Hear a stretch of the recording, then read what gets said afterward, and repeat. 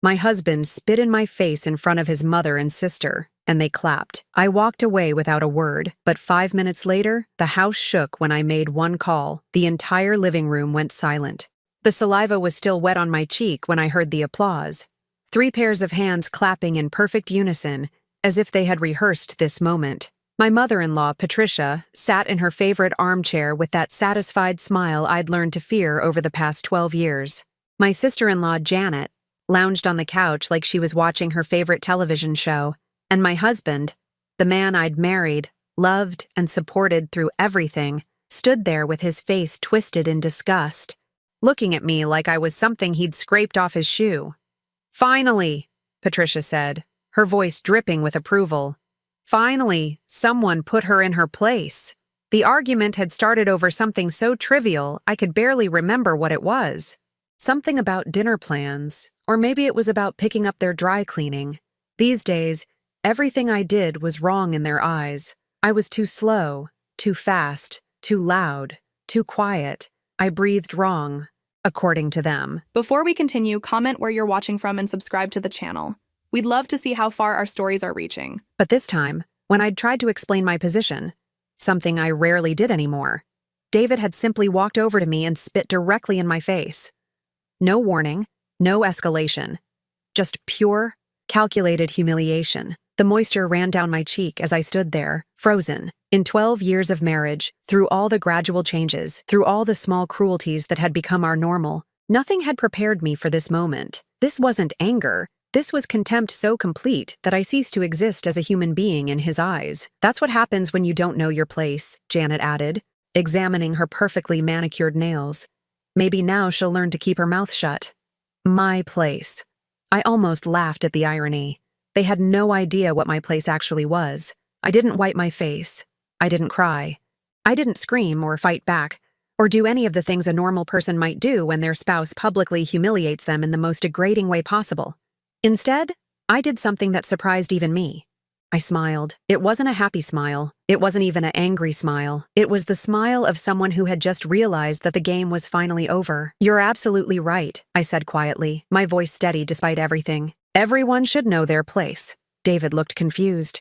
This wasn't the reaction he'd expected. He'd grown accustomed to my tears, my apologies, my desperate attempts to smooth things over and restore peace. For months now, every confrontation ended with me backing down, accepting blame, promising to do better. But that woman, the one who apologized for existing, who made herself smaller and smaller to accommodate their growing cruelty, she had died the moment his saliva hit my face.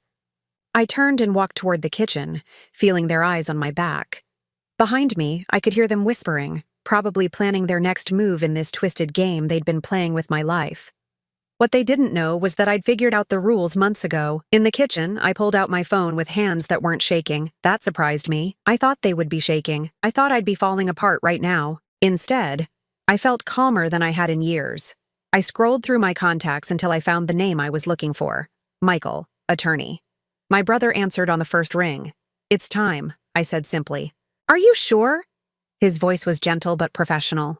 We'd had this conversation before, planned for this moment. He spit in my face, Michael, in front of his mother and sister. They clapped. The silence on the other end stretched for several seconds.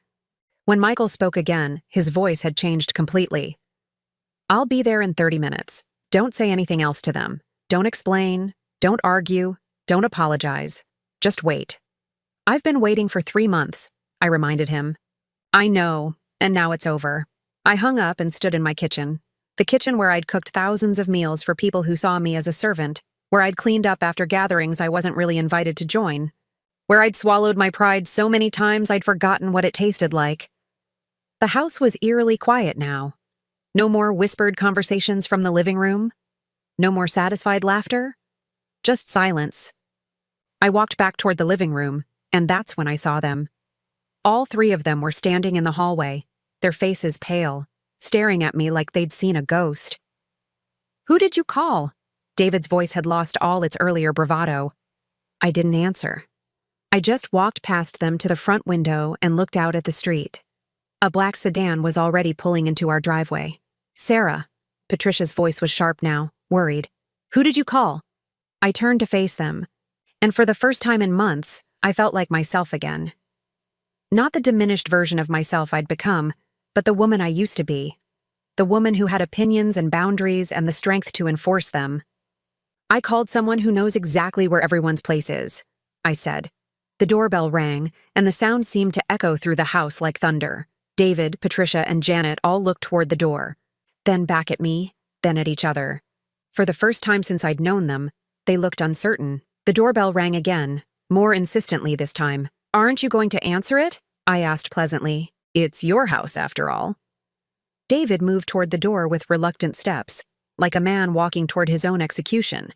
When he opened it, Michael stepped inside, briefcase in hand, wearing the kind of expression that had made him one of the most feared divorce attorneys in the state. "Good evening," he said, his voice cutting through the silence like a blade. "I'm Michael Peterson, and I represent Mrs. Sarah Peterson. I have some documents that require your immediate attention." The transformation in the room was instantaneous. Patricia, who had been so confident and smug just moments before, seemed to shrink into herself. Janet's face had gone completely white. And David, my husband who had humiliated me, who had spit in my face like I was nothing, looked like he was about to be sick. "Documents?" he managed to croak. Michael opened his briefcase with deliberate precision. "Divorce papers, restraining order, and a few other items that I think will be of particular interest to everyone here." He handed David a thick stack of papers, then turned to Patricia and Janet, giving them each their own sets of documents. "Ladies," he said with cold politeness, "you're also named in several of these proceedings." The silence that followed was so complete I could hear the kitchen clock ticking from 3 rooms away. This was the moment I'd been working toward for 3 months, ever since I'd finally admitted to myself that my marriage wasn't just troubled, it was abusive. Not physically abusive, though tonight had crossed even that line, but emotionally, systematically, deliberately abusive. They had spent years breaking me down, making me question my own worth, my own sanity, my own right to exist in spaces they deemed theirs. What they didn't know was that for the past 3 months, I'd been documenting everything, every cruel comment, every manipulation, every time they'd isolated me from friends or made decisions about our shared life without consulting me. I'd recorded conversations, saved text messages, and built a case that would ensure I never had to apologize for breathing again. Michael looked around the room with the satisfied expression of a man who'd just delivered exactly the kind of justice his client deserved. "Mrs. Peterson," he said, turning to me, "shall we discuss the timeline for your transition to your new living arrangements?" I nodded, not trusting my voice just yet. 3 months of planning, 3 months of secret meetings and careful documentation, 3 months of pretending to be the same broken woman they thought they'd created, and it had all led to this moment. Behind me, I could hear David frantically flipping through pages, his breathing getting faster and more panicked with each document he read. Patricia was clutching her papers like they might disappear if she let go. Janet was just staring at her set, her mouth opening and closing like a fish out of water. "There must be some mistake," David finally said, his voice high and desperate. "Sarah wouldn't, she couldn't." "Oh, but she did," Michael replied smoothly. "Mrs. Peterson has been quite thorough in her preparations. I think you'll find everything is very much in order." I looked at the 3 people who had made my life a misery, who had convinced me I was worthless, who had celebrated my humiliation just minutes before. They looked so small now, so powerless, and for the first time in years, I felt like I could breathe again. The next morning, I woke up in a hotel room for the first time in 12 years. The sheets were crisp and white, untouched by the weight of someone else's expectations. For a moment, before memory crashed back, I felt peaceful. Then I remembered David's face when Michael had handed him those papers. The way his hands had trembled as he read through document after document, each one more damaging than the last. The way Patricia had sunk deeper into her chair with every page she turned. The way Janet had gone completely silent, her usual stream of cutting remarks dried up like a poisoned well. My phone buzzed with texts I didn't bother to read. I knew what they said. Apologies, explanations, promises that things would be different. The same lies I'd been hearing for years, just delivered with more desperation now. Michael had instructed me not to respond to any contact from them. "Let them sweat," he'd said as he drove me to the hotel last night. "Let them wonder exactly how much you know and how much evidence you have." The truth was, I had more than they could possibly imagine. It had started 4 months ago with a phone call that was meant for David. A woman's voice, breathy and intimate, asking if Danny was coming over tonight because her husband was working late again. When I'd told her she had the wrong number, she'd laughed and said, Oh, is this the wife? How embarrassing. That single moment had shattered the last of my illusions about my marriage. Not because David was having an affair, somewhere deep down, I think I'd always known, but because of how the woman on the phone had spoken about me. Like I was a joke. Like I was something to be pitied and dismissed. I'd hung up without saying another word. But something fundamental had shifted inside me. For the first time in years, I got angry. Really, truly angry. Not the quiet resentment I'd been carrying, but clean, bright fury that cut through all the fog of self-doubt they'd created around me. That night, while David slept beside me, probably dreaming about his affair, I'd made a decision. I was going to find out everything. Every lie, every manipulation, every cruel calculation that had brought me to this point. And then I was going to use that knowledge to take back my life. The investigation had been easier than I'd expected. David was sloppy, overconfident. He kept his phone unlocked around me because he'd trained me so well not to question him about anything. His computer password was our wedding anniversary, a detail that would have been touching if he weren't using that computer to coordinate his betrayal. What I found in his digital life made me physically sick. Not just the affair, though that was devastating enough, but the conversations with his mother and sister, planning ways to make me more manageable. The jokes about my appearance, my intelligence, my worth as a human being, the casual cruelty of people who saw me as an inconvenience to be tolerated rather than a person to be loved. There were text threads going back years where they strategized about isolating me from my friends. Patricia had actually written out a plan for making me financially dependent on them, suggesting that David discourage me from working and then use money as a weapon to control my behavior. "She's too independent," Patricia had texted to Janet. "We need to make her understand that her comfort depends entirely on keeping us happy." Janet's response had been even worse. "Don't worry, Mom. A few more years of this and she'll be so broken down she won't even remember who she used to be." Reading those words had felt like dying and being reborn at the same time. The part of me that still hoped for reconciliation, that still made excuses for their behavior, had died instantly. But something stronger had taken its place. A determination to prove them wrong about everything. I'd called Michael that same night. My brother had always been protective of me, but he'd also respected my marriage enough not to interfere. When I told him what I'd discovered, the silence on the phone had stretched so long I thought the call had dropped. "Sarah," he'd finally said, his voice thick with emotion. "How long has this been going on?" "Years," I'd admitted, but I think I was too close to see it clearly. I kept thinking if I just tried harder, if I just became whatever they wanted me to be. "This isn't your fault," he'd said firmly. "None of this is your fault, but we're going to make sure they face consequences for what they've done." Michael had connected me with a discreet private investigator who specialized in domestic cases. Within weeks, we had documented everything. The affair, which turned out to involve a married neighbor named Rebecca, whose husband traveled frequently for work. The financial manipulation, including credit cards Patricia had opened in my name without my knowledge. The systematic emotional abuse that had been so gradual, I'd almost convinced myself it was normal. But the most damaging evidence had come from something I'd started doing on my own. I'd begun recording conversations with a small device Michael had given me.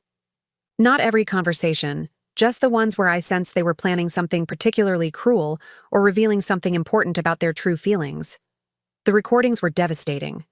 Hours of audio where they discussed me like I was a problem to be solved rather than a family member to be cherished. Patricia's voice on tape, coaching David on how to make me feel guilty for spending money on myself. Janet's laughter as she described spreading rumors about me to other family members, ensuring I'd be isolated at gatherings. The worst recording was from just 2 weeks ago. I'd been in the kitchen making dinner when I'd heard them talking in the living room. Something about their tone had made me turn on the recorder. "She's getting suspicious," David had been saying. "Rebecca thinks she might know about us." "So?" Patricia's voice had been dismissive. "What's she going to do about it? Leave? She doesn't have anywhere to go. We've made sure of that." "Besides," Janet had added, "even if she found out, who would believe her? We've spent years making sure everyone knows how unstable she is, how jealous and paranoid she gets." They had been planning my discrediting before I'd even discovered the affair. They had been preparing to gaslight me, to make me question my own sanity, to ensure that even if I found proof of their betrayal, no one would take my side. But they had underestimated me. Or rather, they had underestimated who I used to be before they'd spent years trying to erase that person. I was Sarah Peterson, sister to one of the state's most successful divorce attorneys. I had a master's degree in psychology, which meant I understood exactly what they'd been doing to me and how to document it properly. I had friends they didn't know about, resources they'd never bothered to investigate, and a strength they'd assumed they'd completely destroyed. Most importantly, I had something they'd never expected me to develop: patience. For 3 months, I'd continued to play the role of the broken, submissive wife while methodically building a case that would destroy them. I'd smiled and apologized and made dinner and pretended everything was normal while secretly recording their cruelty and documenting their crimes. The hardest part hadn't been gathering evidence. It had been pretending that nothing had changed, continuing to let them hurt me while I waited for the right moment to strike back. Every insult I'd absorbed, every humiliation I'd endured, every time I'd bitten my tongue when they'd treated me like garbage, it had all been in service of this moment. My phone rang, interrupting my thoughts. Michael's name appeared on the screen. "How are you holding up?" he asked when I answered. "Better than I expected," I said, and realized it was true. Despite everything, despite the end of my marriage and the destruction of what I'd thought was my family, I felt lighter than I had in years. Good, because they're already trying to retaliate. David called my office at 6 this morning, claiming you've had a mental breakdown and demanding we return his stolen property. I laughed, actually laughed. Stolen property? Apparently, he considers your evidence gathering to be theft. He's also claiming you've been having an affair, which is rich considering the circumstances. Let me guess, Patricia's idea? Probably. She called 20 minutes after David did, suggesting we could all sit down and work this out like reasonable adults. She seems to think this is some kind of marital spat that can be smoothed over with the right conversation. The delusion was almost impressive. Even faced with documented evidence of their systematic abuse, they still couldn't accept that their actions had consequences. What happens next? I asked. Next, they discover that this isn't just about divorce. The financial fraud Patricia committed by opening credit cards in your name carries criminal charges. The harassment campaign they conducted against you could constitute intentional infliction of emotional distress. And David's affair with a woman whose husband is a prominent local businessman might have some interesting social consequences. My stomach clenched with something that might have been guilt. Michael, I don't want to destroy them. I just want them to leave me alone. Sarah, his voice was gentle but firm. They spent years trying to destroy you, systematically, deliberately, cruelly. They celebrated your humiliation. They planned your emotional breakdown. They stole from you, lied about you, and turned your own marriage into a weapon against you. He was right. I knew he was right. But 12 years of conditioning don't disappear overnight. The choice is yours, Michael continued. We can settle this quietly, with generous terms for you and minimal consequences for them. Or we can let them face the full legal and social ramifications of their actions. But you need to decide before they realize how much trouble they're actually in. Through the hotel window, I could see the city waking up. People heading to work, to school, to lives that made sense. Normal lives where spouses didn't spit in each other's faces, where mothers-in-law didn't plot against their sons' wives, where families functioned with basic respect and human decency. I wanted that life. I wanted to be one of those people walking purposefully down the sidewalk, heading toward something good instead of running away from something terrible. What would the quiet settlement look like? I asked. Generous divorce terms, the house, most of the assets, and binding agreements that they'll have no contact with you going forward. They avoid criminal charges and public embarrassment. You get your freedom and financial security. And the alternative? Full prosecution, public exposure of the affair, the financial fraud, the systematic abuse. They could face jail time, bankruptcy, complete social destruction. I closed my eyes and tried to imagine David in jail. Patricia facing criminal charges, Janet's perfect reputation in ruins. 3 months ago, the thought would have horrified me. But that was before I'd listened to hours of recordings where they laughed about my suffering. I need to hear one of the recordings again, I said suddenly. Sarah, please. I need to remember exactly who they really are. Michael was quiet for a moment. Then I heard the sound of him typing. Seconds later, my phone buzzed with an audio file. I pressed play and heard my own voice first, asking if anyone wanted more coffee. Then Patricia's response. She's so desperate to please, isn't she? Like a dog begging for scraps. Janet's laughter. At least dogs are useful. David's voice, cold and dismissive. Sometimes I wonder what I ever saw in her. She's gotten so pathetic over the years. You saw a doormat, Patricia had replied. And that's exactly what we turned her into. I turned off the recording and sat in the silence of my hotel room. These were the people who had pretended to love me, who had stood at my wedding and promised to cherish me as family. These were the people who had systematically destroyed my self-worth while making me grateful for the privilege. When I called Michael back, my voice was steady and clear. I want them to face the full consequences, I said. All of them. The war was just beginning. 3 days after the divorce papers were served, David showed up at my hotel.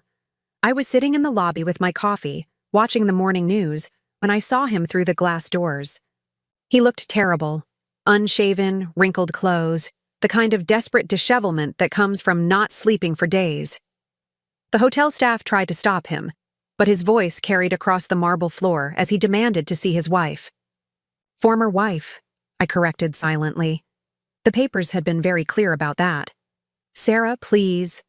He was standing 10 feet away from me, close enough that I could see the red rims around his eyes. We need to talk. I looked at him over my coffee cup. This man I'd shared a bed with for 12 years, and felt nothing.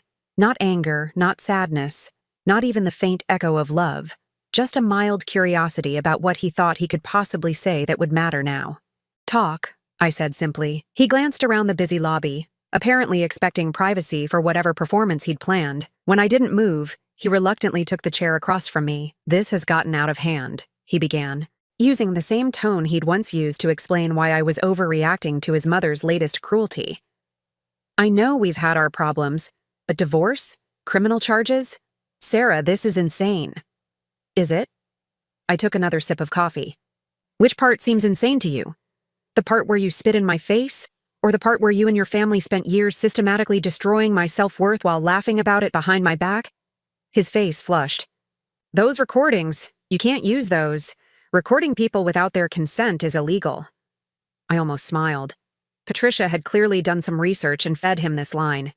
Actually, in this state, only one party needs to consent to a recording. Since I was present for every conversation I recorded, they're perfectly legal. The color drained from his face. You planned this. All of it. You've been planning to destroy me. No? David, I planned to save myself. There's a difference. He leaned forward, and for a moment I saw a flash of the man I'd fallen in love with so many years ago, before his mother had convinced him that loving me was a weakness. Before he'd learned that cruelty could be disguised as strength. Sarah, I know I've made mistakes. We all have. But we're family. Families work through problems together. They don't destroy each other in court. Family. I repeated the word like it was foreign.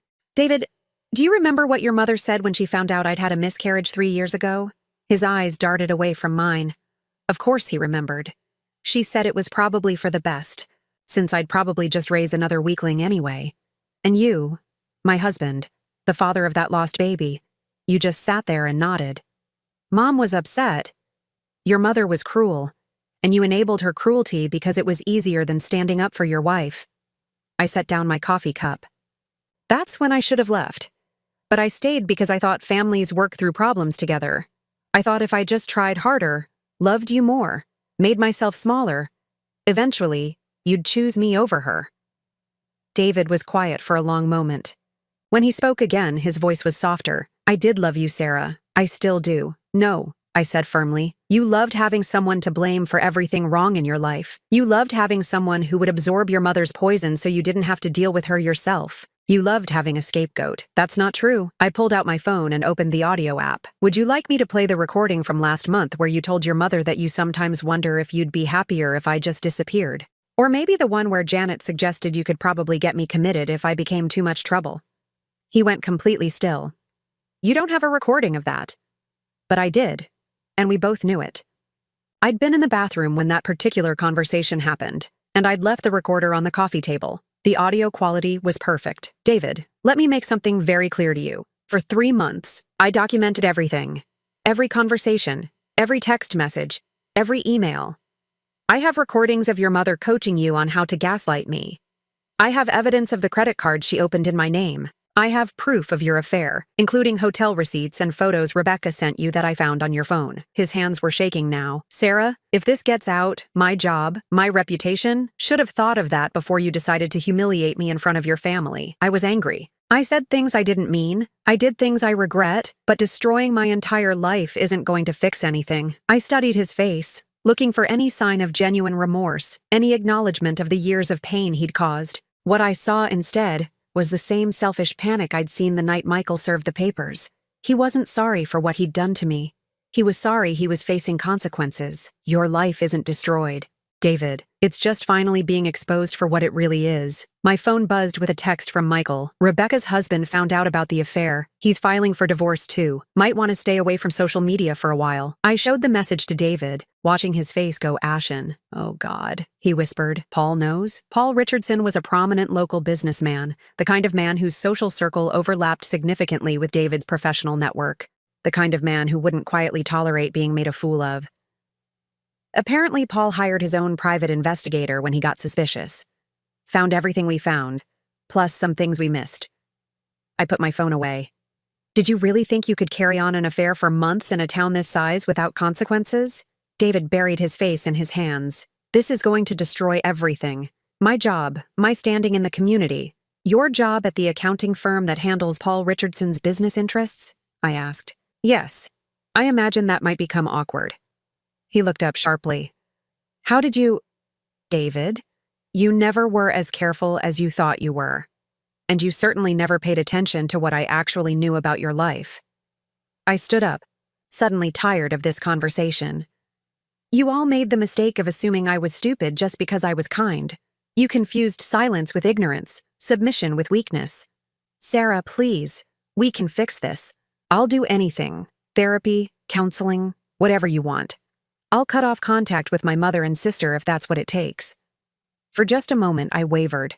This was what I'd wanted for so many years, for him to choose me, to put our marriage first, to acknowledge that his family's treatment of me was wrong.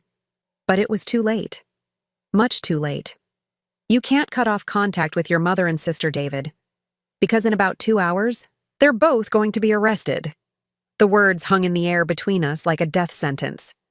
David's mouth opened and closed soundlessly. Arrested? He finally managed. Patricia for identity theft and credit fraud.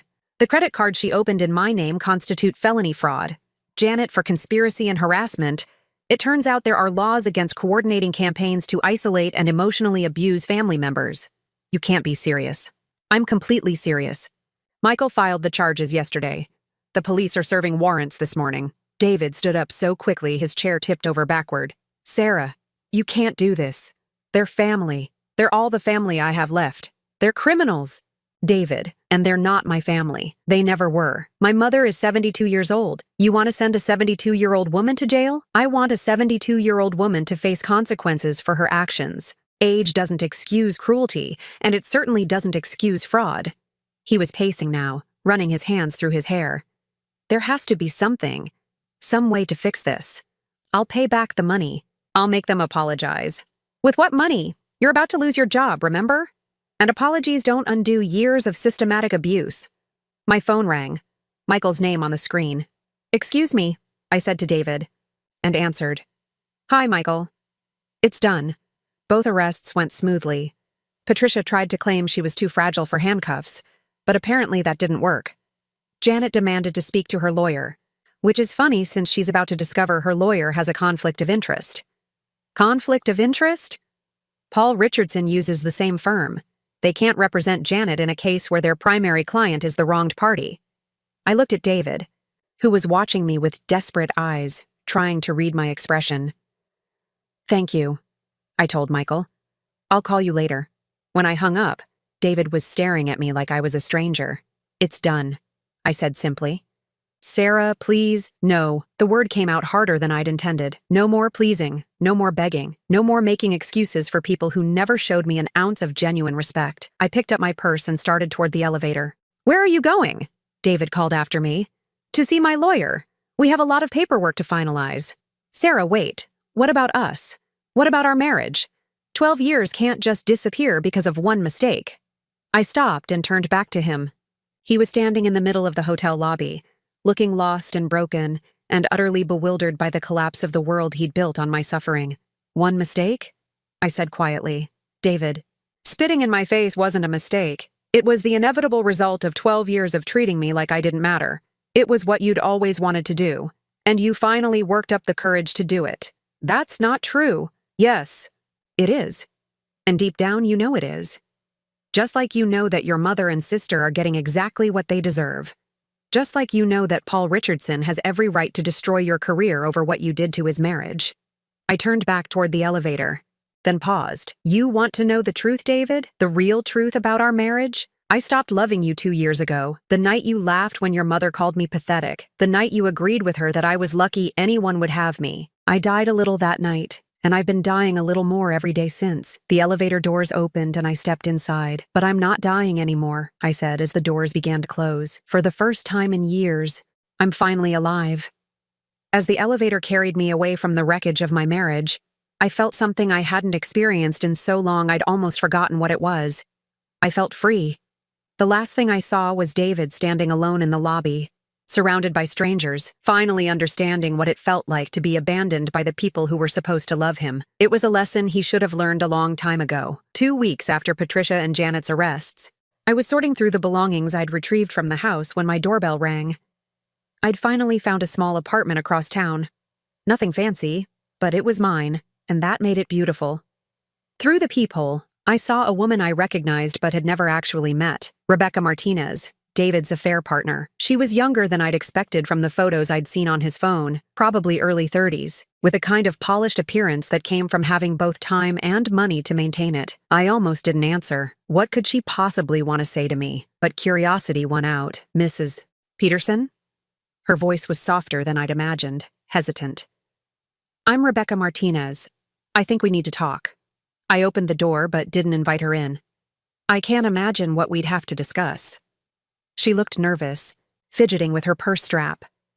I know you probably hate me, and you have every right to. But there are things about David, about the whole situation, that you don't know.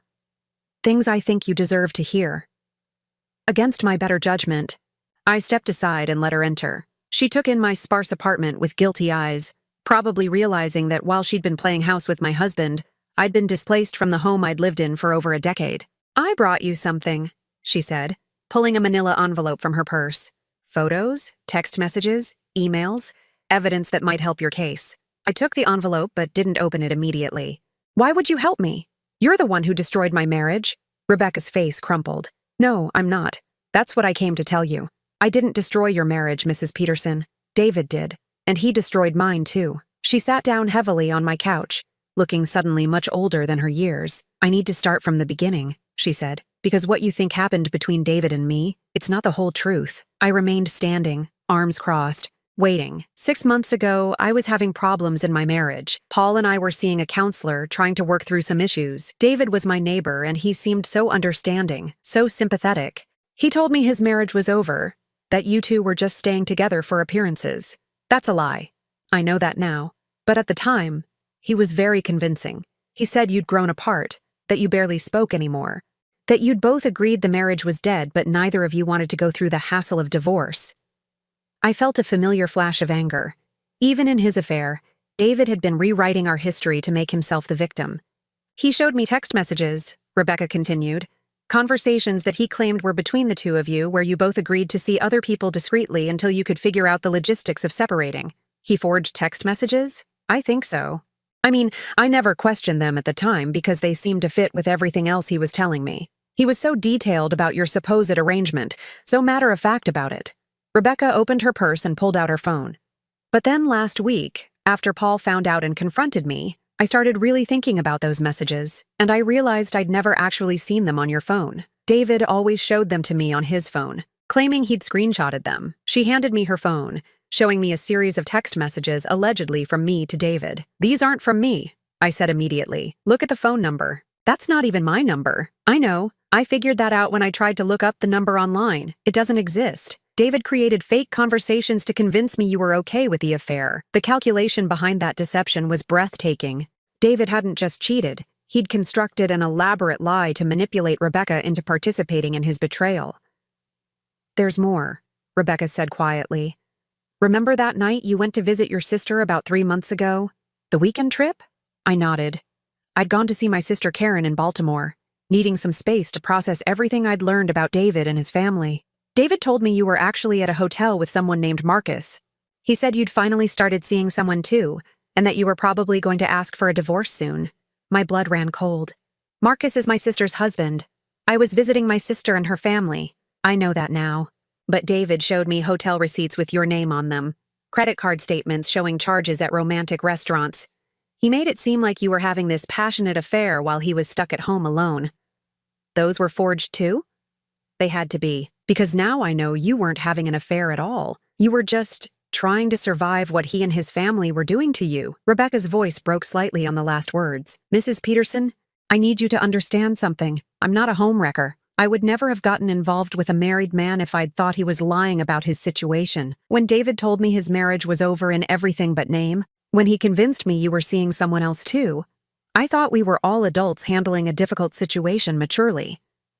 I sat down across from her, beginning to understand the scope of David's manipulations. How did you find out the truth? After Paul confronted me, I started questioning everything. I hired my own investigator, not to investigate you, but to investigate David, to find out how much of what he'd told me was real. She pulled out the manila envelope I'd set aside. It's all in there. Evidence that David has been running similar cons on other women for years. Before me, there was someone named Amanda. Before Amanda, there was Jennifer. Always married women having problems in their relationships. Always women he could convince that everyone involved was okay with the arrangement. I opened the envelope with shaking hands. Inside were photographs, printed emails, and what looked like a detailed investigative report. David is a serial cheater, Mrs. Peterson. And more than that, he's a serial manipulator. He specifically targets women who are vulnerable, tells them elaborate lies about his marriage, and convinces them they're not doing anything wrong.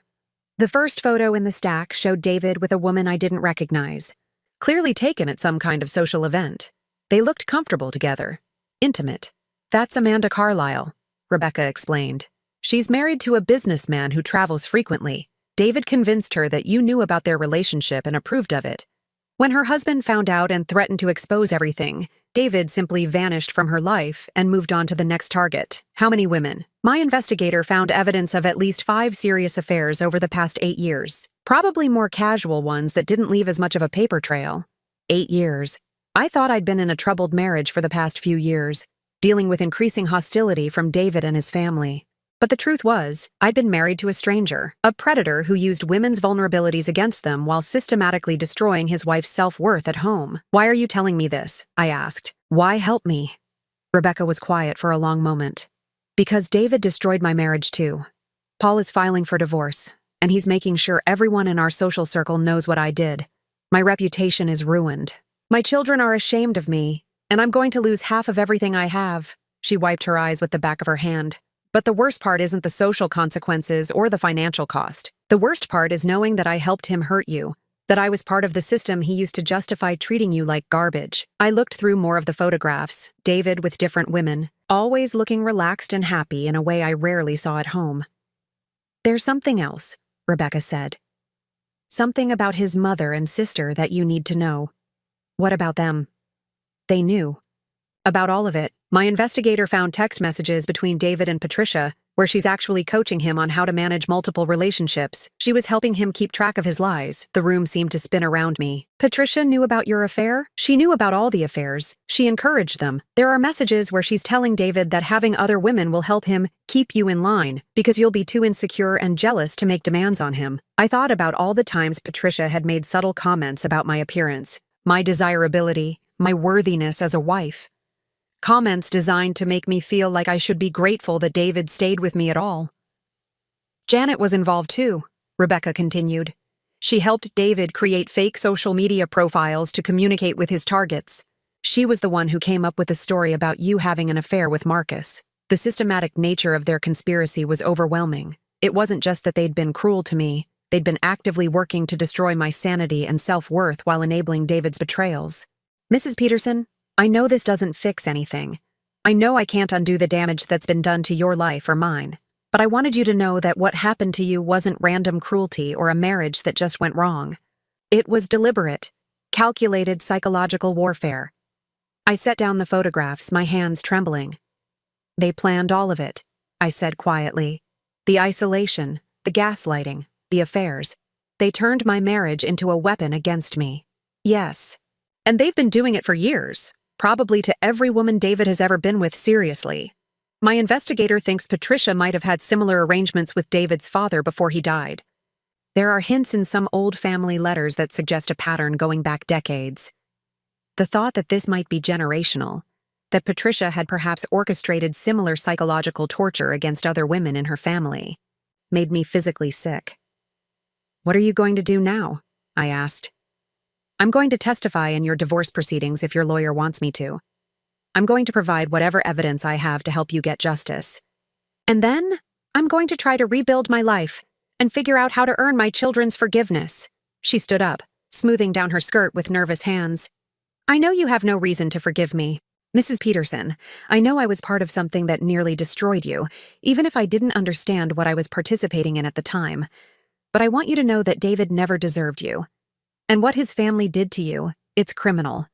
Not just legally, but morally." After she left, I sat in my quiet apartment surrounded by evidence of my husband's systematic betrayal. Not just the affair I'd discovered, but years of affairs, years of manipulation, years of using other women's pain to justify his cruelty toward me. The man I'd been married to for 12 years didn't exist. He'd never existed. The person I'd loved, made excuses for, and tried so desperately to please had been an elaborate fiction designed to hide a predator. But as devastating as that realization was, it was also liberating, because it meant that nothing that had happened to me was my fault. I hadn't failed as a wife. I'd been the victim of a carefully orchestrated campaign of psychological abuse, and now I had the evidence to prove it. When I called Michael that evening, my voice was steady and sure. "I have new evidence," I told him. "Evidence that's going to change everything." "What kind of evidence?" "The kind that's going to ensure David never gets the chance to do this to anyone else." It was time to stop being a victim and start being a force for justice. Not just for me, but for all the women David had manipulated and destroyed over the years. The war was about to become a crusade. The conference room at Michael's law firm had never felt so charged with electricity. 3 weeks after Rebecca's visit, we'd assembled what looked like a war council. Michael, 2 associate attorneys, Rebecca and her lawyer Amanda Carlisle, David's previous victim who'd flown in from Denver, and Jennifer Walsh, the woman before Amanda, who'd driven down from Philadelphia. I looked around the table at these women I'd never met before, but who shared an experience I understood all too well. Each of them had been carefully selected, manipulated, and discarded by my husband. Each had been convinced they were participating in an ethical arrangement between consenting adults. Each had discovered too late that they'd been pawns in David's twisted game. "Ladies," Michael began, spreading out a timeline chart that covered the entire conference table. "What we have here isn't just evidence of adultery. This is evidence of a systematic pattern of fraud, manipulation, and psychological abuse spanning nearly a decade." Amanda leaned forward, studying the timeline. She was in her early 40s, professionally dressed, with the kind of controlled composure that came from years of executive boardrooms. "I had no idea there were others," she said quietly. "David made me feel like I was the only person who'd ever understood him outside his marriage." "That's exactly what he told me," Jennifer added. She was younger, maybe late 20s, with an artist's hands that trembled slightly as she pointed to her section of the timeline. "He said his marriage was basically over, that you two were just going through the motions until you could afford to divorce properly." Rebecca nodded grimly. "Same story he told me, word for word in some cases." I studied the timeline, seeing my marriage laid out in black and white alongside David's betrayals. The pattern was clear and horrifying. Each affair had followed the same script, the same manipulation tactics, the same careful construction of lies. "Here's what makes this particularly insidious," Michael continued, pointing to specific dates. "David wasn't just cheating. He was using each affair to justify escalating abuse at home. Look at the timeline of Sarah's recordings." He pulled out transcripts of some of the conversations I'd recorded. Every time David started a new relationship, the psychological abuse at home intensified. It's as if having an affair gave him permission to treat his wife even worse. "Because it did," I said, understanding flooding through me. He felt justified in his cruelty because he'd convinced himself I deserved it. After all, if these other women found him charming and desirable, the problem had to be with me. Michael's associate, Lisa Chen, pulled out another set of documents. "But here's where it gets even worse. We found evidence that Patricia and Janet weren't just enabling David's affairs, they were actively recruiting his victims." The room went silent. "What do you mean recruiting?" Amanda asked. Lisa opened a laptop and projected an image onto the wall. It was a screenshot of a social media group called Marriage Support Network. "Patricia created this private Facebook group 3 years ago. Lisa explained. On the surface, it appears to be a support group for women having marital difficulties. But look at the member list. She clicked through several profiles.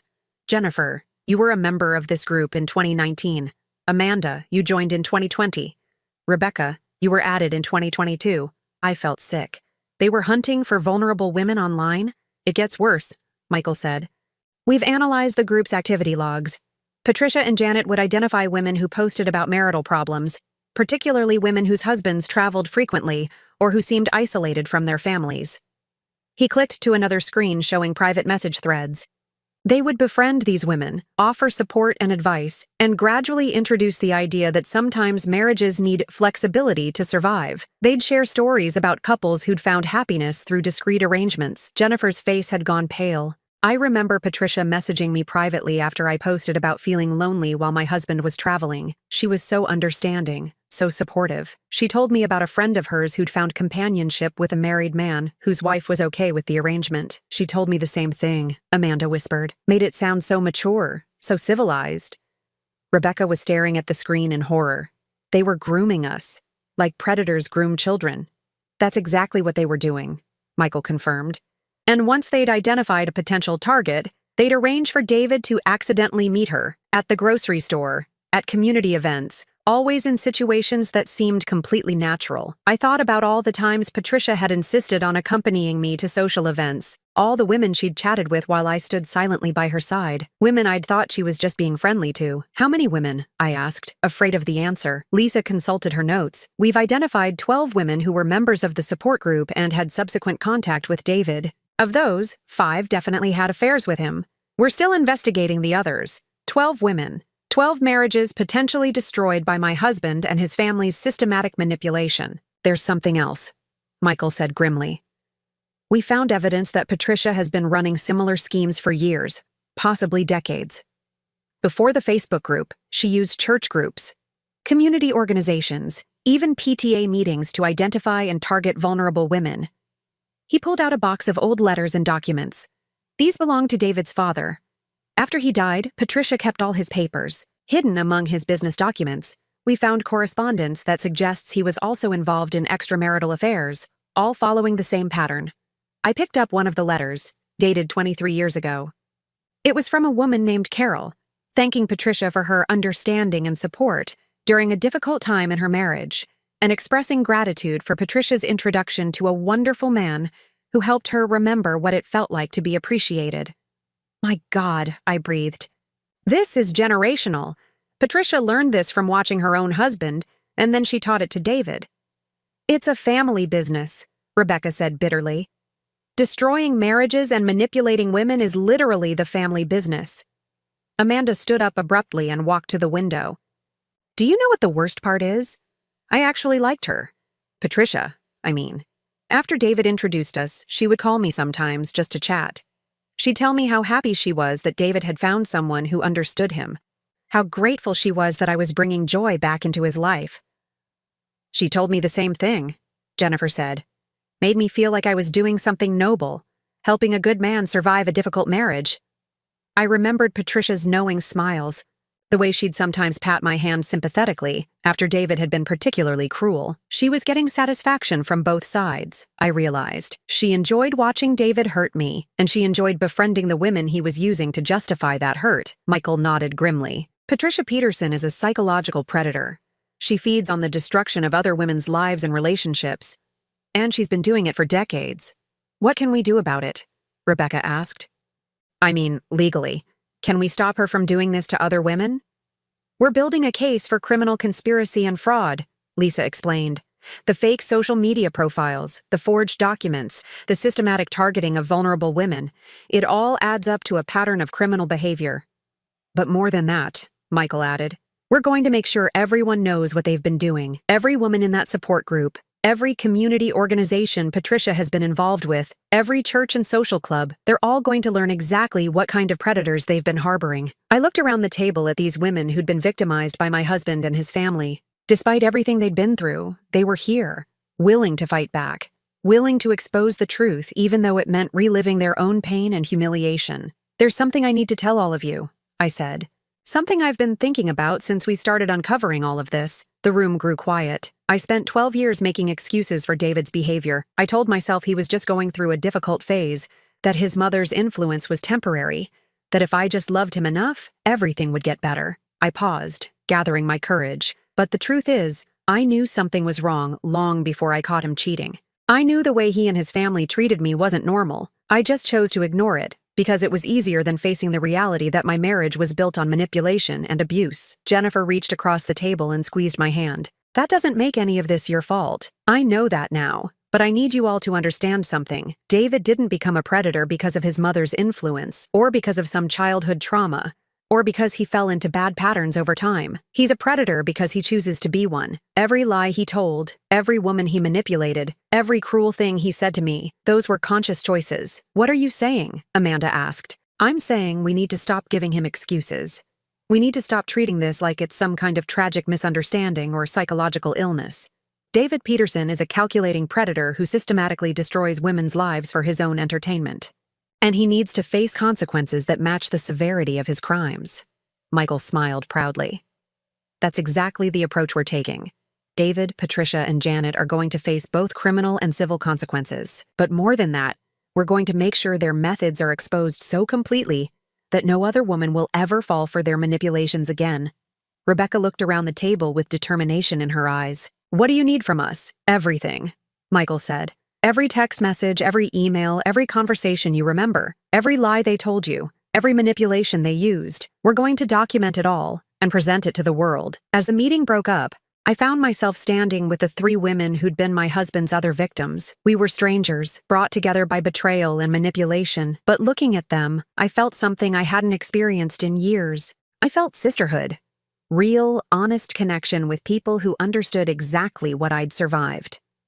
Thank you, I said to each of them, for coming forward, for being willing to fight back, for helping me realize I wasn't crazy or oversensitive or any of the other things they tried to convince me I was. Thank you for having the courage to start this, Amanda replied, for refusing to let them get away with it. As I drove home that evening, I thought about the network of lies and manipulation that had controlled my life for so many years. David, Patricia, and Janet had built their whole world on the systematic destruction of other people's happiness.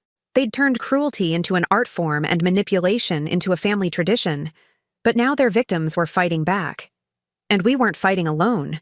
We were fighting together, armed with the truth and determined to make sure no other woman would suffer what we'd suffered. The predators had finally met their match, and we were just getting started. 6 months after that night when David spit in my face, I stood in the courthouse watching him being led away in handcuffs. The judge had just sentenced him to 18 months in prison for conspiracy to commit identity theft, fraud, and systematic harassment. Patricia had received 2 years. Janet got 15 months. But more satisfying than the prison sentences was watching their entire world crumble in the months leading up to this day. The local newspaper had run a series of articles about the marriage manipulation network, as they dubbed it. Every detail of their systematic predation had been exposed. The fake support group, the decades of targeting vulnerable women, the psychological warfare they'd conducted against their victims, all of it was now public knowledge. David had lost his job within days of the story breaking. Paul Richardson had made sure of that, using his considerable influence to ensure that no accounting firm in the state would hire him. Patricia's church had quietly asked her to stop attending services. Janet's employer, a family counseling center, had terminated her immediately for conduct incompatible with our mission of supporting healthy relationships. But the social consequences, devastating as they were, paled in comparison to the civil judgments. Rebecca, Amanda, Jennifer, and I had filed a joint lawsuit for intentional infliction of emotional distress, conspiracy, and fraud. The settlement had been substantial enough to ensure that none of us would ever have to worry about financial security again. More importantly, it had funded something I'd never imagined I'd be part of creating. Sarah, Michael appeared beside me as the courthouse emptied. The reporter from Channel 7 wants to do a follow-up interview. Are you up for it? I nodded. Over the past few months, I'd become something I'd never expected to be. An advocate. A voice for women who'd been systematically manipulated and abused by people who were supposed to love them. The interview took place on the courthouse steps, with the reporter asking questions I'd answered dozens of times by now. But I never got tired of telling the story, because each time I told it, Another woman somewhere recognized her own experience and realized she wasn't alone. "Mrs. Peterson," the reporter asked, "what would you say to women who might be experiencing similar manipulation in their own relationships?" I looked directly into the camera, thinking about all the women who might be watching, women who were living the life I'd escaped from. "I'd tell them that love shouldn't make you smaller," I said. "Real love doesn't require you to apologize for existing, or to accept cruelty disguised as honesty, or to make yourself invisible to keep the peace. If the people in your life are systematically destroying your self-worth, that's not love.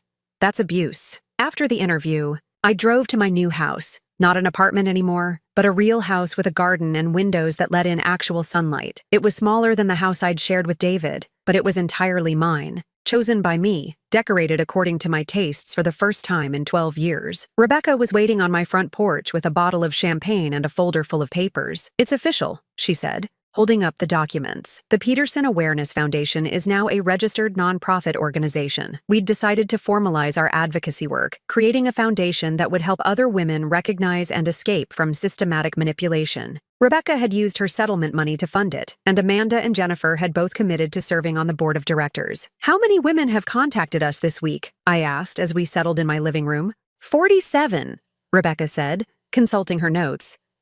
3 of them are situations we think might require immediate intervention. And we got a call from a prosecutor in Ohio who thinks she's identified a similar network operating in Cincinnati. It turned out that the Peterson family's methods weren't unique. Across the country, there were other predators using similar tactics to systematically destroy women's lives. Our foundation was helping to identify and expose them, one case at a time. My phone rang, and I saw Amanda's name on the screen.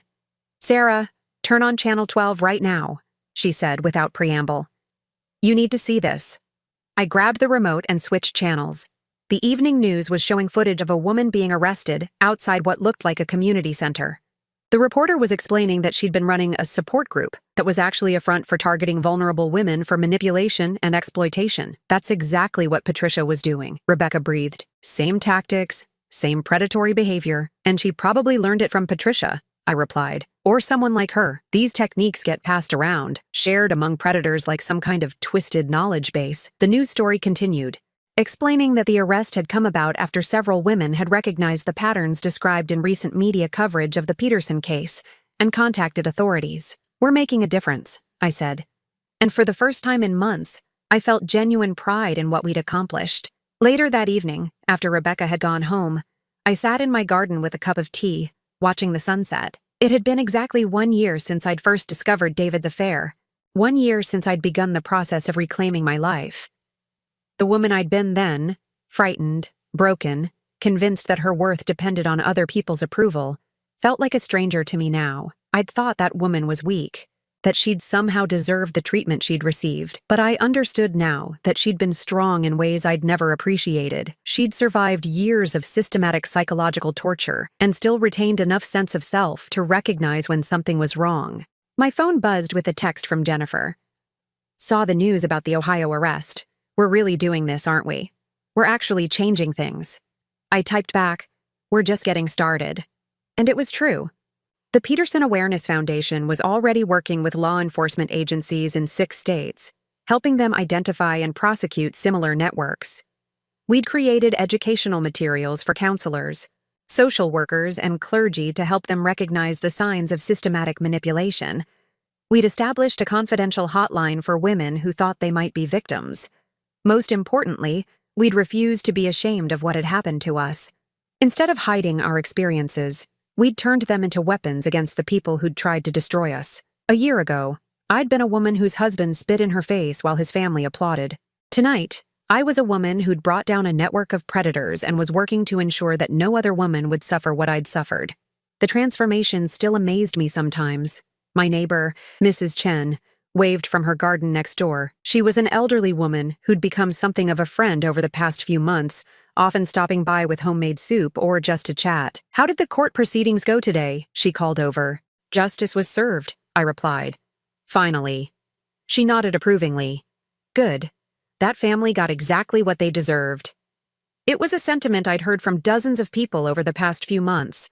Far from being ostracized for exposing David's crimes, I'd found myself embraced by a community that was horrified by what the Peterson family had been doing in their midst.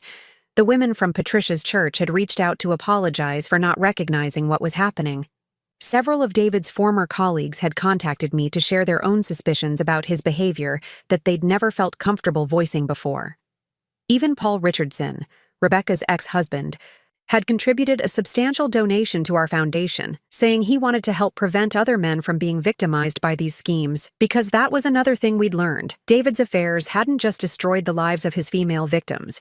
They'd also devastated the husbands of those women, men who'd lost their marriages and often their children because of the Peterson family's manipulations. As darkness fell, I went inside and made myself dinner. A simple meal, but one I'd chosen and prepared exactly the way I liked it. Such a small thing, but for years I'd cooked only what David and his family preferred, adjusting my taste to accommodate theirs until I'd almost forgotten what I actually enjoyed eating. Now I knew. I liked spicy food, exotic flavors, dishes that Patricia would have dismissed as too ethnic or too complicated. I liked trying new recipes, experimenting with ingredients I'd never been allowed to use in my old kitchen. I liked being myself, fully and unapologetically. After dinner, I opened my laptop and began working on my book. The Marriage Trap: How to Recognize and Escape Systematic Manipulation would be published next year, with all proceeds going to the foundation. My editor thought it could reach hundreds of thousands of women who needed to hear this message. The first chapter began with the night David spit in my face. But the rest of the book was about so much more than that moment of ultimate humiliation. It was about the years of subtle conditioning that had led to that moment, the systematic erosion of my self-worth, the careful isolation from friends and family, the gradual rewriting of reality that had made me question my own perceptions. Most importantly, it was about the process of fighting back, the months of secret preparation, the careful documentation of abuse, the building of a support network, the legal battle, and finally, the creation of something positive from the wreckage of my marriage. As I wrote, I thought about all the women who would read these words, women who were living in situations similar to what I'd escaped from, women who'd been convinced they were crazy, oversensitive, or impossible to please, women who'd lost themselves so completely they weren't sure who they were anymore. I wanted them to know what I'd learned, that they weren't crazy, that their perceptions were accurate, that they deserved better. I wanted them to understand that love shouldn't hurt, that family shouldn't be a weapon, that they had the right to exist without apologizing for taking up space. And I wanted them to know that if they were ready to fight back, they wouldn't be fighting alone. At midnight, I closed the laptop and prepared for bed. Tomorrow, I had 3 phone interviews with women who'd contacted our foundation, a meeting with a prosecutor in Virginia, and a conference call with our board of directors about expanding our services. But tonight, I was just Sarah Peterson, a woman who'd reclaimed her life from people who'd tried to steal it. A woman who'd turned her pain into purpose, her victimization into victory. As I turned off the lights and settled into my own bed in my own house, I thought about that night 6 months ago when I'd walked away from David's saliva on my face. I'd had no idea then what I was walking toward. I was walking toward freedom, toward purpose, toward a life where I mattered, where my voice was heard, where my existence was celebrated rather than merely tolerated. I was walking toward myself, and I'd never been happier to arrive.